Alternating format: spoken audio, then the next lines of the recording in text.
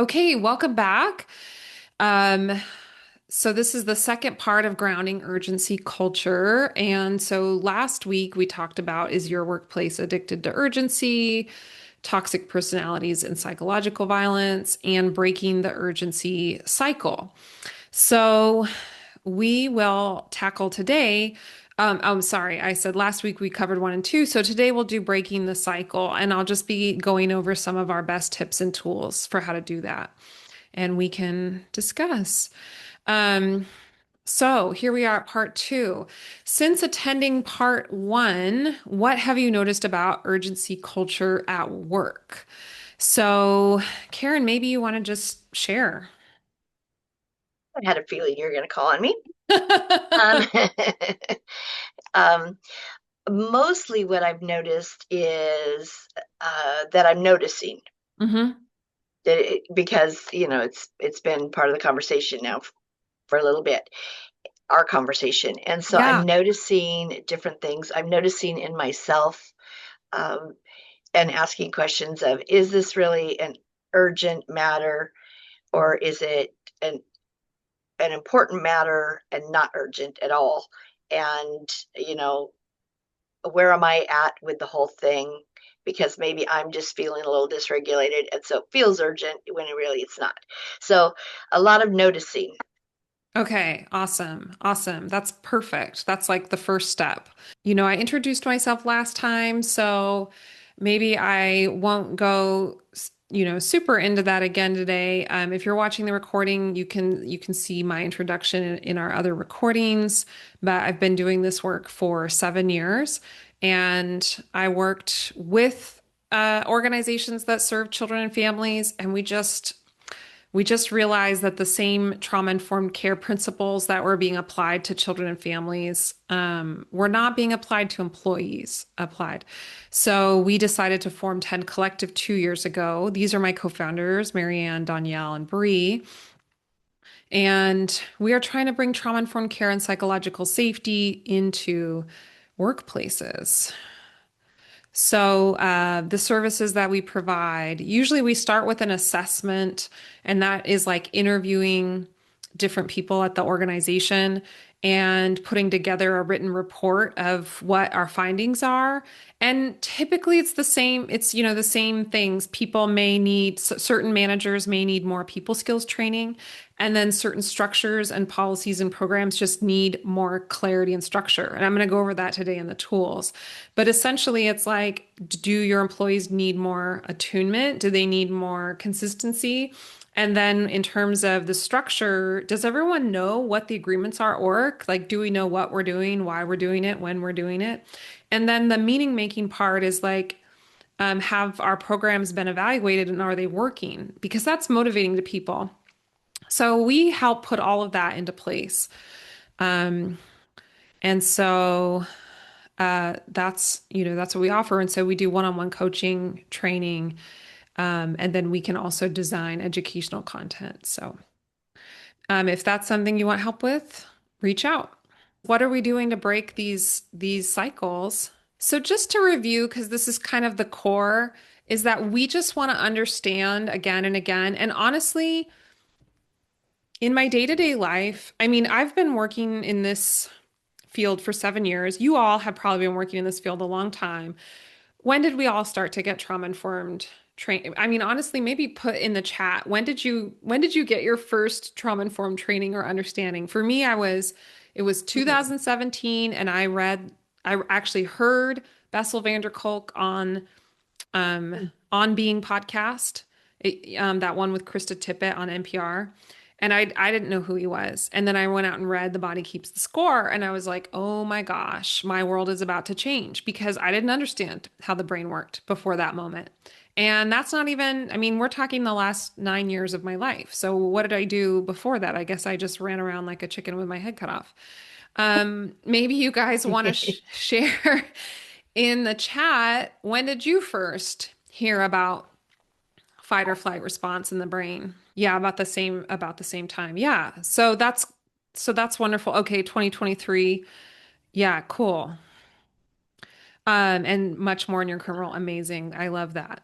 Yeah. Again, just using the hand brain model to think of flipping your lid or amygdala hijack. I was looking up today who came up with that term amygdala hijack. It was actually Daniel Goleman who wrote the one about being emotionally intelligent that was really big in the 90s. So that was his term, I guess. But when our fear response kicks in, we flip our lid, meaning our cortex. The word cortex means bark. It's the outside of our brain, the new part, the part that makes us human. Okay. All mammals have a limbic brain, and then all animals have an amygdala. And that's why, sometimes people like to say that person's a reptilian. That's an interesting theory, right? Because reptiles have the fight or flight or the fear, but they don't have the part that helps us relate to each other or use critical thinking. And it doesn't have the part that helps us care. So when people are saying that person's a reptilian, in a sense, what they're saying is that person is not behaving in a way that would demonstrate that they have a limbic brain, that they're able to care about others and have emotions.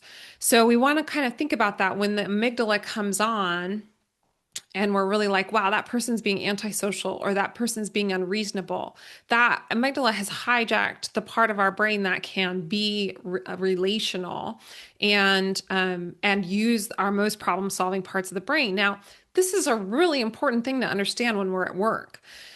And yet, it's often not the baseline at work. We're not remembering it. And the thing is, maybe that's okay if you're making coffee for people, although of course you're sometimes going to get very dysregulated people who didn't get the right order, et cetera, et cetera. But for those of us who work in human services, we really need to understand this because stress is high a lot of the time, and we are dealing with things that are very urgent to people. And so that's another reason why we may have gotten into urgency culture at work, as we talked about last time. So um, let's move a little forward. Again, we talked about, burnout rates are high right now at work because um, there's a lot of care happening. We're on particularly turbulent and uncertain times right now. We don't trust the people in charge of our country. Depending on what state we're in, we may not trust our government at the state level or the local level. It's feeling very chaotic. This is a particular time in history, and of course, it's cyclical. There have been other times in history like this, but right now we are living in one in which there have become a lot of people who are more power hungry or more greedy that are in charge. And this creates a lot of destabilization at every level. And now funding is uncertain. We're not sure if our programs and policies are continue to support the people that we serve. It's really, really stressful. And we want to make sure that at work, we're offering people reprieve and not adding to the stress. And we talked about this last time that um, we can learn, right? The science shows that even if there's a lot of stress in your life, if you can learn a few tools to keep yourself safe at regular intervals, then it's going to be okay. And what you want to try and do is implement those for your team as well.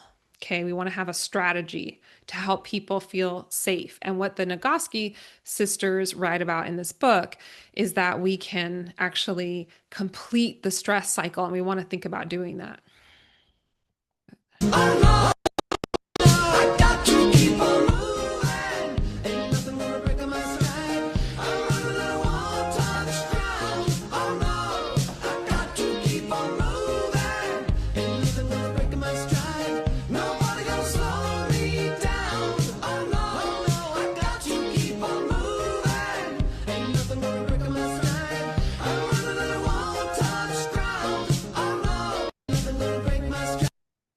Okay, so this is Big Little Feelings, which is an account followed by 3.5 million followers. They're very influential on Instagram, and it's two women, and one of them works with Dan Siegel.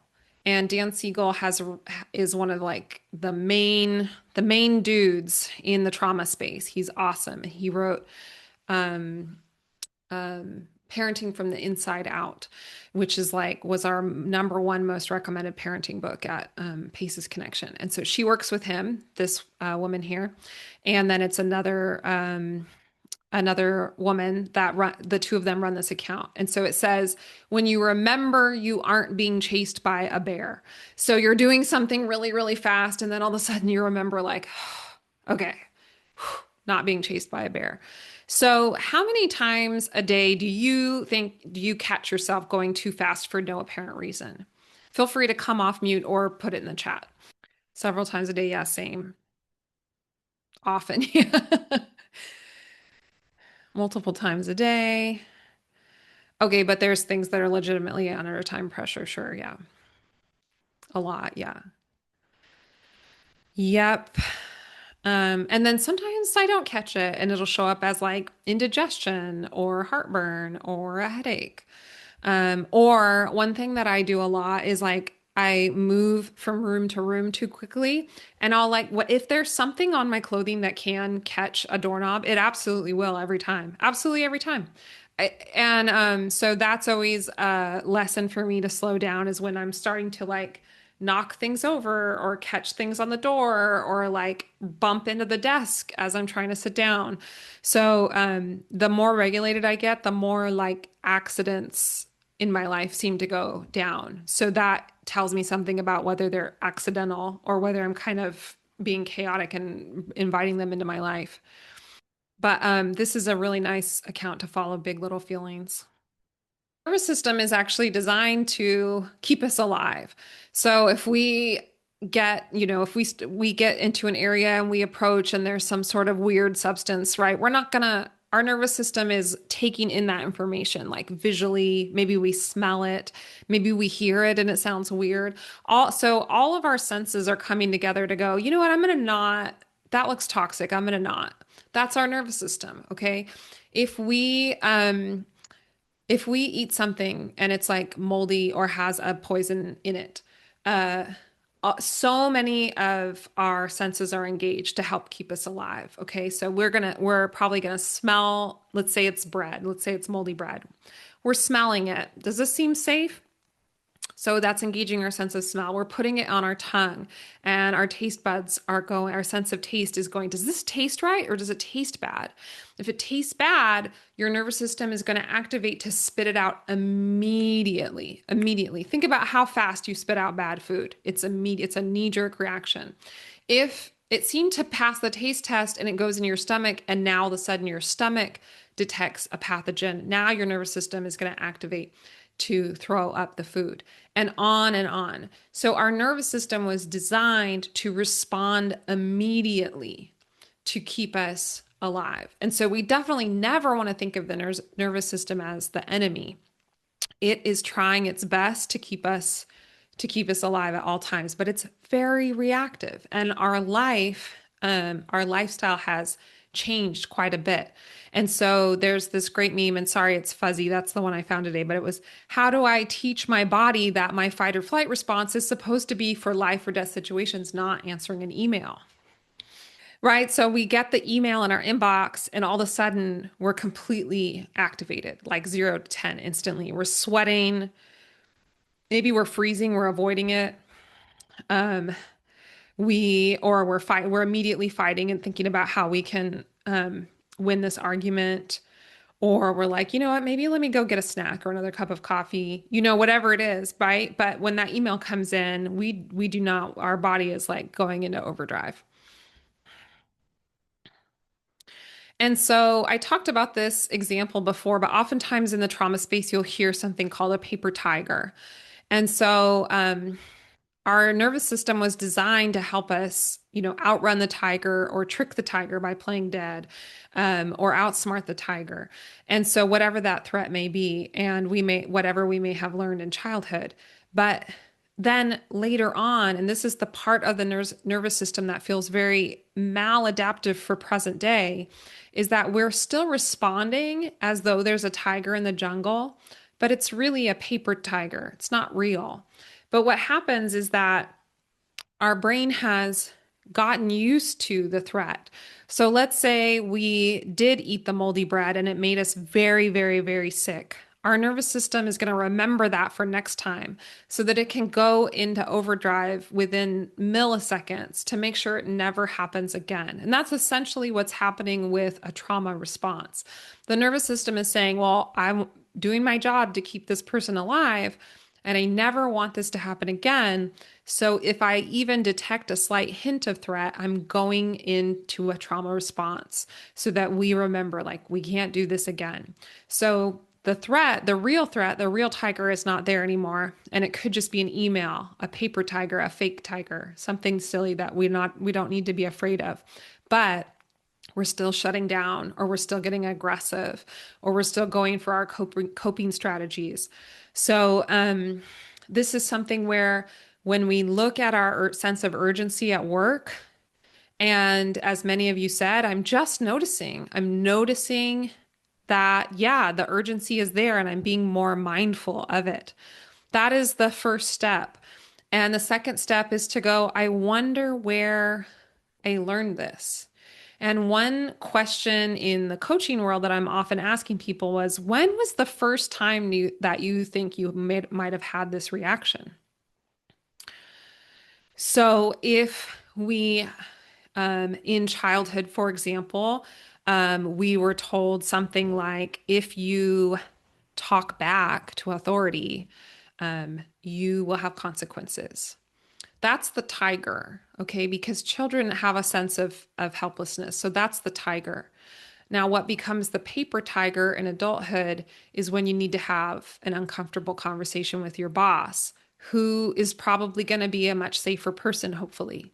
But now all of a sudden, that learned response from helplessness earlier on comes up. And our body is trying to keep us safe, but we cannot tell the difference between the threat from 20, 30, 40 years ago and right now, the paper tiger in front of us, where we just need to have that hard conversation. And this is essentially happening to us all day, all day, every day, is that we just keep encountering these paper tigers over and over and over. And it could be something little, or it could be something really big, um, a really big fear response. But as if you kind of notice, yeah, I do get really anxious when X, Y, and Z happens. The second step after noticing it and going, oh, there's a response coming up, is to go, I wonder where this is from. I wonder where I learned this. I wonder when in the past I felt really helpless. And I want to note that it doesn't have to just be childhood. So there are adult circumstances where we can feel helpless. They're more likely to happen in childhood where we're dependent on others to take care of us.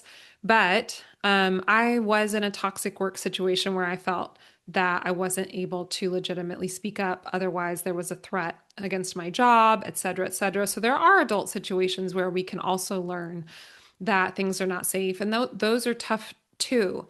Um, Maybe a show of hands if anyone has had a legitimately toxic or scary work situation in adulthood. Yeah, so we can learn some responses there too, and those can be really tough to recover from. It has been taking me many years to recover from my toxic work situation and to not have those fear responses come up. So here are some of the learned urgency messages. If I don't go fast or treat this with urgency, then I'm not going to be taken seriously. I'll get fired. They'll say I'm not trying hard enough. I'm enjoying things instead of suffering. That's kind of our Puritan ethic in the United States. That's an overriding message. Then I'm not worthy. Then I'll get in trouble. Does anyone have any other ones? I do, um, Okay. from real life experience. Yeah. The more, it took me a while to learn this, that the more that I kept telling myself, because there is a lot of tasks and there is a lot of stuff, and I was working with direct service with clients and supervising people, and I mean, it did feel like a lot Mm-hmm. sometimes. And so telling myself, I don't have time for that. I don't have time for that. I don't have time for that. It's like I planted the seeds, Mm-hmm. a whole bunch of them, for Yeah, weeds that told me I don't have time and everything's on fire and everything is urgent. So I totally. quit telling myself that. Yeah. Okay. And just quit talking to myself about the time at all. Yeah. I and instead just okay, well, all right, and I make myself. I have a book that I write out, plan out my day, and Plan out add your day. different Yeah. things too. And if I don't, I mean, and then prioritize visual. I'm a visual learner and Mhm. things, so that helped me tremendously. But mostly, what helped is to quit having that internal conversation, Yeah. and Yeah. especially don't say it out loud. And because then the people around me were starting to feel like that. Yeah. And Totally. clearly, there's plenty of time. That's true. Yeah, that's true, right? Unless we're working in direct care, like emergency services or other urgent medical care, most of what we're doing, and I would often say this, like 95% of what we're doing is not 99% not life or death. So we gotta slow this down. Yeah. Thank you for that example, Karen. That's really, really good. Um, and in fact, I'm like, oh man, I didn't create a slide on this, but I probably will next time, which is that in coaching, which I have been working as a one-on-one coach for about 11 years, um, is it's a lot about how we talk to ourselves. Like that's probably what I'm working with people the most on. Well, what message, when that comes up for you, what do you say to yourself? How do you talk to yourself? And we get in these patterns. Well, it's because I don't have time, or um, and those they tend to be a bit of an excuse oftentimes. Well, I don't, because it's hard to slow down, or actually, oftentimes, we're really avoiding trying to feel a difficult emotion. Well, I'd rather not slow down and tackle that because I'm worried that I don't have the resources I need. There's certain emotions, or there's just certain habits that we get into where we think I don't have time, but we want to evaluate, how do I talk to myself? So that's perfect. That's such a great tool. We want to think about creating spaciousness at work because of the hand brain model, coming back to that again, that we want to close the lid. So we want to decrease that urgency, decrease that amygdala activity, that fight or flight response, and we want to look at kind of, am I kicking into an old trauma response from childhood or from a past work experience? Or am I in a habit of creating urgency, or is someone around me creating urgency? And how do I get my lid back down so that I can access my rational decision making? And this is going to help us be more creative. It's going to increase our executive functioning. So that's the part that enables us to do what we say we're going to do. Can I do what I say I'm going to do? Well, we need to close the lid. Okay. We need to deactivate that amygdala. We're going to be able to bring our best problem solving to the table. We're probably going to have fewer sick days because when our stress response is vibrating all the time, that wears us down. And pretty soon our immune system turns on itself. So, also, collaboration, we just don't think about that enough. When we're activated, it's really hard to collaborate with others because we're hyper vigilant for threat instead of feeling safe. Um, and so there's all these reasons why we want to try and again think about how do we flip that lid back down and get the cortex back online. So this is from Dr. Bruce Perry, and he wrote a book with Oprah a couple years ago called "What Happened to You," which was wonderful. And his research says that you need to think about regulate, relate, and reason. And at 10 Collective, I have a kind of a version of this that I teach, which is um, awareness, attunement, and acknowledgement, because in the work setting, we want to kind of tweak it a little bit. Um, but it's the same basic idea that first we need to regulate ourselves. We need to put our own mask on first, right? Then we want to make sure we're co-regulating, especially if we're managers. And that's what we at 10 Collective, we're calling this attuned management. So we want to make sure that we're helping the people that we manage regulate well. Only then can we have access, can we pop that lid back down and have access to reason and decision making. And we call it acknowledgement at 10 Collective because then we then have the ability to tune into What does this moment need? Acknowledgement of what this moment perfectly needs. Do we need more resources? Do we need more time? Do we need better agreements? Do we need to have a hard conversation? Do we need to learn something else?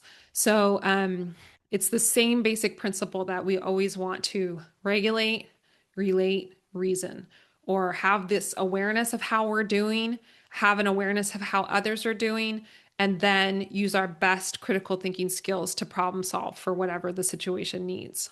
And it's unavoidable. This is what every moment really what we want to think about. First regulating, then relating, and then reasoning. So, self-regulation.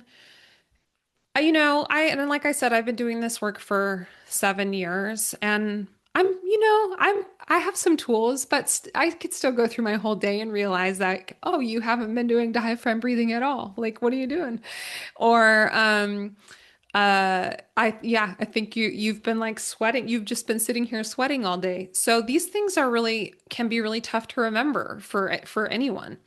Um, but it's our ability to regulate our nervous system response, everything that we just talked about.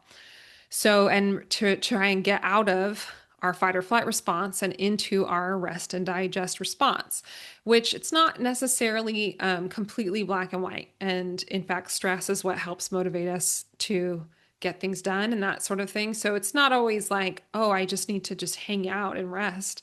There's usually some sort of mix, but what we don't want to be is in that fleeing the tiger kind of state.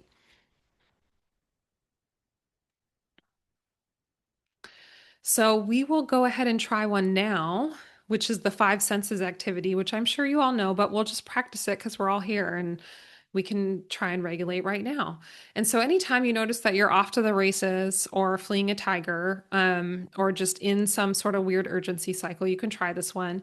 So go ahead and if you feel comfortable, just close your eyes and get into your best meditative posture and roll your shoulders back a couple times and just notice what that feels like.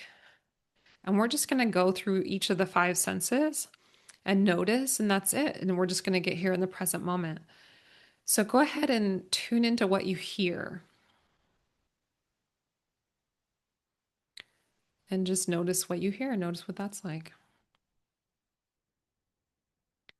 Now bring your awareness to what you smell. Notice if you smell anything.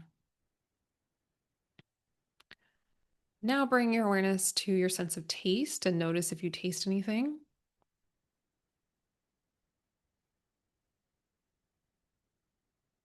And now take your hands and put them on the surface that's in front of you and kind of press down, which is actually a bonus regulation tool. Pressing with your arms is regulating. And just press down and notice what that feels like, that sense of touch.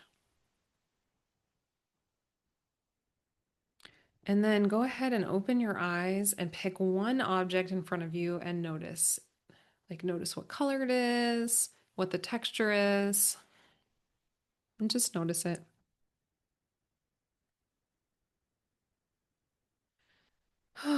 And so that's something that's available to us at all times. How did that feel? You can either come off mute or put in the chat.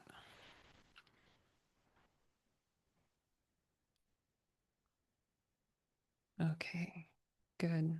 Good. Thanks for sharing in the chat. Feel free to share more if you want. Yeah, use it a lot with youth. Awesome. Yeah. Yeah, there's so many tools. And then just remembering one of my favorites recently has been legs on a chair or on the couch. I don't know if you guys do that one, but if you're laying on the ground and you put your legs up at a 90-degree angle, it relaxes your psoas muscle. And your psoas muscle is what connects your hips with your legs. And it's the first muscle that engages when we go into a fight flight response. So that's something I just learned recently, and it works great actually to move into. And so one thing you can notice in your body is that if you hear your stomach gurgling, then you know that you've entered rest and digest. And so when I do this one where I just put my legs up, then I'm always hearing the gurgling. It works so well. Do I do it? Of course not. So, um, Yes, trauma being stored in the hips. Yeah, there's a lot to unpack there for sure. Totally. But the psoas muscle is a big part of it. Yeah. So we want to think about psychological safety at work. So the first bit there was the self-regulation piece and just remembering that we want to bring that gentle awareness that you all said, oh, I'm already noticing when I'm being urgent at work. And then the second piece is that relating piece. So how are we relating to others and creating an environment of psychological safety?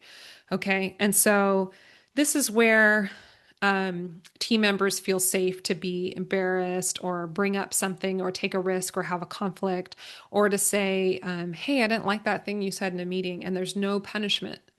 Okay, so that's the biggest thing is that people feel safe to bring up things without a fear of retaliation or retribution.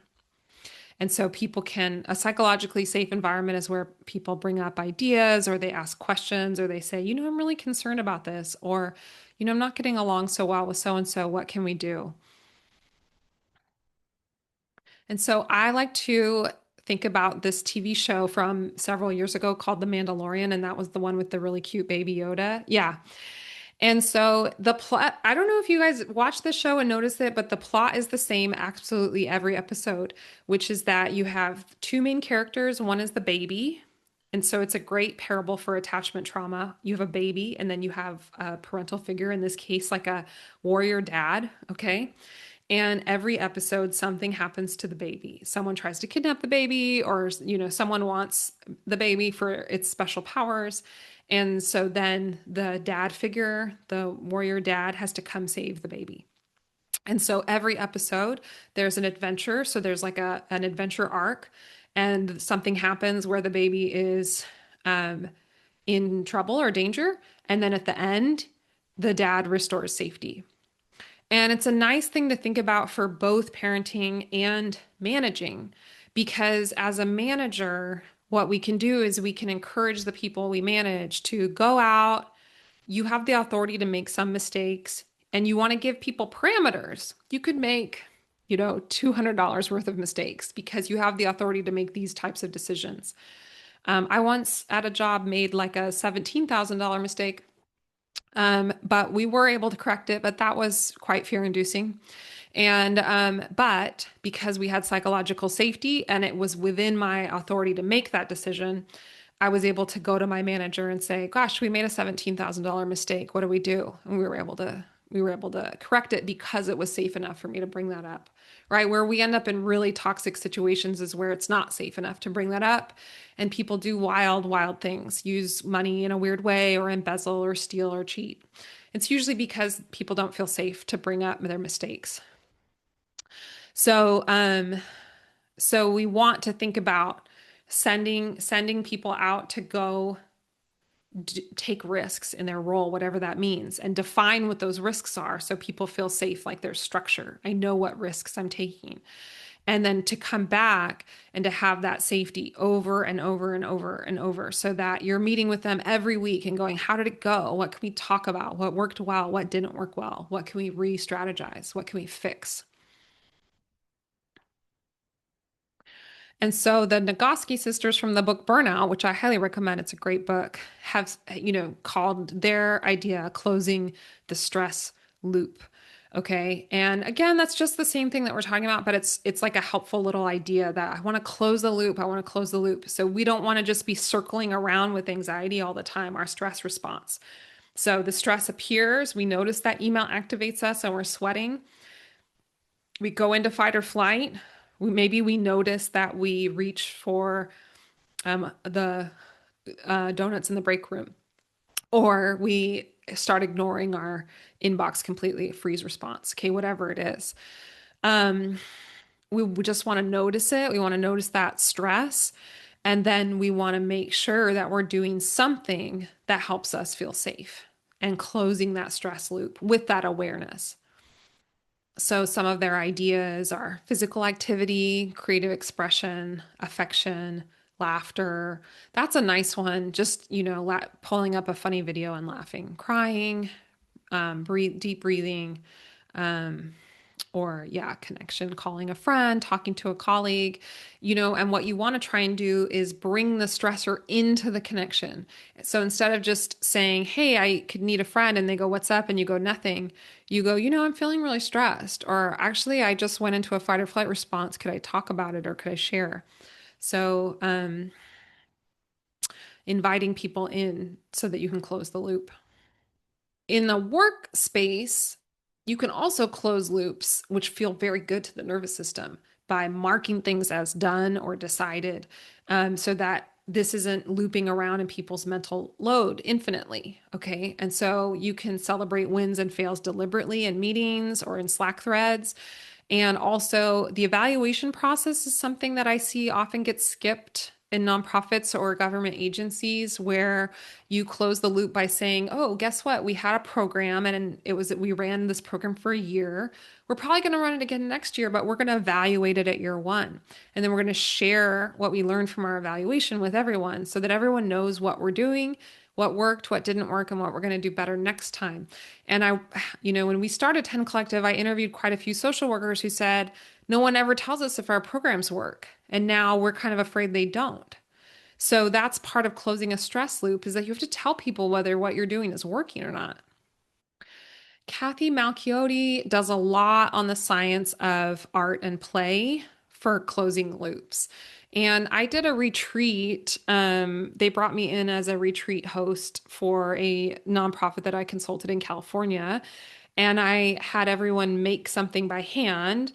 Um, what we made actually was kind of funny. It was like a magic wand that you could leave at your desk that if you felt like you needed to empower yourself to write that email you were avoiding, you could use this to feel more empowered. And that's kind of like a little trick. And so we had all these nice botanical items and people could just spend, I don't know, about 20 minutes making one. And I was like, I know it seems like this is silly, but it's actually essential. It's actually essential for closing stress loops and using our hands and getting off our computer and collaborating with others and appreciating art. And that's something that we often forget. And I'm sure many of you are like, yeah, we do this with the people we serve, but do you do it at work? So, and people, this is well studied and documented now, but people are hanging out with each other less. It used to be that, maybe you would be friends with all your colleagues and maybe you'd go sing karaoke on Friday night, and I remember, 10, 15, 20 years ago, actually hanging out with all my colleagues and that, part of that's an age thing, just that when I was younger, I was doing that more. But also, I've noticed that people are hanging out less outside of work. And so we're not playing as much together. And that's really harmful, actually. So, one thing that you can do is to bring in an organization like us, like 10 Collective, to help everyone on your staff understand the urgency and stress cycle in the brain. So that is something that we offer these training sessions. So then we get into the reason part, the strategy part, the planning part. And this is where we want to think about how do we offer structure so that everyone feels safe. And so, we cover this. I've covered this in a few past webinars as well, but I'll go over this, which is that um, things feeling uncertain tends to increase our stress response. So we just want to think about how do we help everything feel really clear and consensual. So what we always recommend is like, does everyone know what the mission statement is? Is it explicit? Is there a strategic action plan that matches the mission? Do the work plans and workflows follow the strategic action plan? And we help groups implement this and they go, "Well, we don't want to have one of those," or "We just don't think we need one." But every time they're like, "Oh, that made everything way better." When people are following a plan, it's decreasing stress because uncertainty is stressful. So when it's written down and everyone can see it and refer to it, makes people feel better. And so even the most simple work plans and workflows need to kind of go back up. They need to relate to the plan that relates to the mission. These things need to happen in order to help people feel safe. Very clear and up to date job descriptions are really important. Sometimes people's roles, the scope creeps, and all of a sudden someone's doing something they never agreed to. This is very stressful. And coming back to clarity on who has the authority to make which decisions. This is something that I covered in a past webinar that I wanted to come back to. So I'm not going to play the recording today, but there's a recording on the difference between expectations and agreements. And we just always want to make sure that we're being very explicit when we talk to people. Do you think you could get that paper to me by Friday, with all the, things that everyone needs to sign? Oh, yes, I'd like to, but we have a stakeholder who's out of town this week. So what about next week? So instead of just ordering people around, there's a lot of times where it needs to be a conversation and everyone needs to agree. Um, we talked about this last time, firing your dark tetrad employees. This is well studied and documented that if you have just one employee at your organization who's not reasonable, not able to work with others, and is pathological in their need to dominate and control, this can do so much harm to your whole team and it can take years to recover. And so we want to think about workflows for maximum flow. So again, just helping people get into a focus state, um, and really defining each piece. So, we may not be thinking of what like well-defined work and structure as being something that helps people feel safe, but it's very stressful to come to work every day and sit down and go, I don't even know what to tackle first. I have no idea what is important or what's not, or what I'm supposed to be doing. Or, we get decision fatigue. So we get overwhelmed. There's all these things that we want to sit down, and this is what we want to help people that we manage do. And they know, okay, at 9 a.m., I'm doing this thing. At 10 a.m., I'm doing this thing because this has all been set up ahead of time. So clear agreements, prioritizations, meeting hygiene, and protecting deep work time. So making sure that people's calendars are not filled the entire day, but that they have time for distraction-free work with no meetings and no check-ins, that they don't have to be on Slack all the time or Teams responding to messages, because people need to be able to focus and have deep work time. So, decreasing urgency can help people, again, close the lid and tap into really critical problem solving and collaboration that helps people work better. How many hours of deep work time do you guys think you get each day? Go ahead and put it in the chat. Not enough, that's for sure. 2, yeah. That's nice though. That's some good deep work you can do, yeah. Very little, yeah. Yeah, and it does make a difference, right? And then at the end of the week, at the end of the month, you kind of think, gosh, what have I been doing, right? And we all know what that's like to kind of hop from meeting to meeting. So, I think that's it.